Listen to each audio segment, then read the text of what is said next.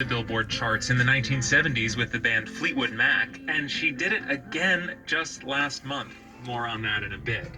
Stevie Nicks has so many monster hits that what she did on her 24 Karat Gold tour a few years ago was kind of radical. She opened up what she calls her gothic trunk of lost songs and pulled out a bunch of her tunes that don't get played on the radio, like this one, Bellflower.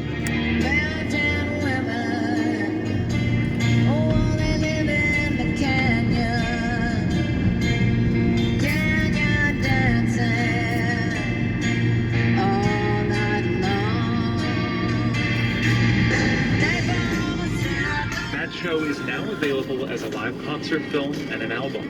And Stevie Nicks told me it took her until now, at the age of 72, to feel comfortable doing the songs she wanted to do, instead of the ones other people expected of her. When that tour was over, I went, well, I will never let management, agents, friends, acquaintances, my dog, anybody tell me what I'm going to do on my stage. In my world.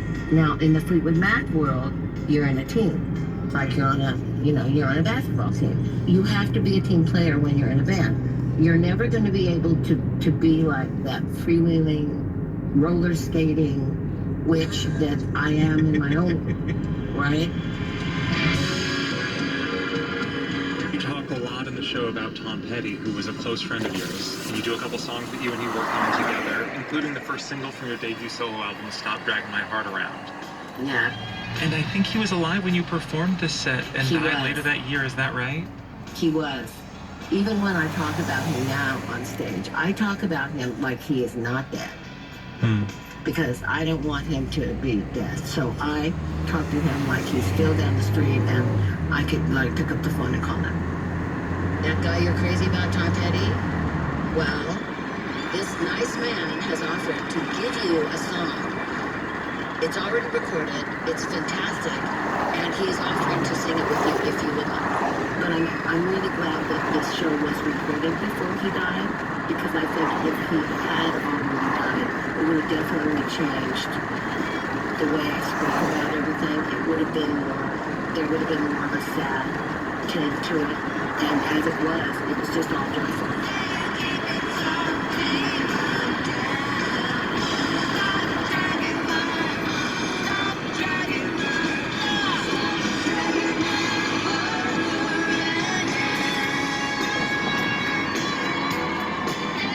You have always been recognized as a cultural icon and entertainer. Do you feel like you're finally getting the recognition that you deserve as a songwriter? I mean, you are the only woman to be inaugurated to the Rock and Roll Hall of Fame twice, as both a member of a band and a solo artist.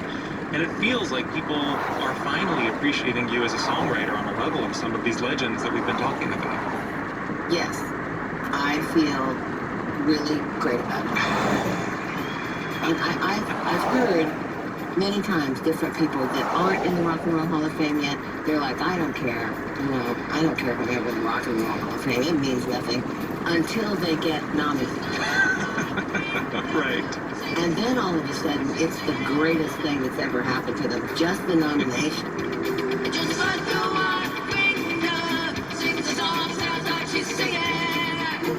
And it was just last year, 2019, that this happened. It was just last year.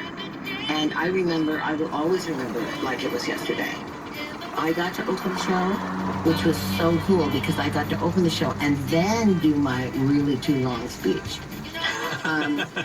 Which I was, they were playing music and everything else, and I was like, hey, this is the 22 men, 1 woman. I'm going to talk until you mean 22 men have been inducted twice? 22 men are in twice, and me. And so it's 22 to 1. And I'm going to say everything in this speech that I have to say and that I've been waiting to say for like 40 years. What I would like to say is that this speech thing that I'm supposed to give now has been following me down till the sound of its voice will haunt me for the last 2 weeks. It's an amazing thing, and I hope it broke some kind of a ceiling, that will let more women in. It was my greatest honor. Can I ask you about something completely unrelated that you might be course. totally tired of talking about by now, but I just feel like I have to mention it. Okay. So there was this viral TikTok video. Here, let me run and get my skates. You're gonna get your roller skates? Let me just get them and I'll bring them out here. I mean, Dreams was released in 1977, and it was back in the top 10 this summer. I know.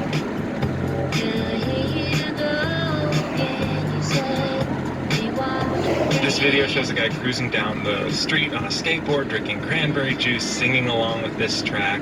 Can you tell us about the first time you saw the video? Well, it totally just cracked me up. Am I touched by it? Absolutely. Does it just make me laugh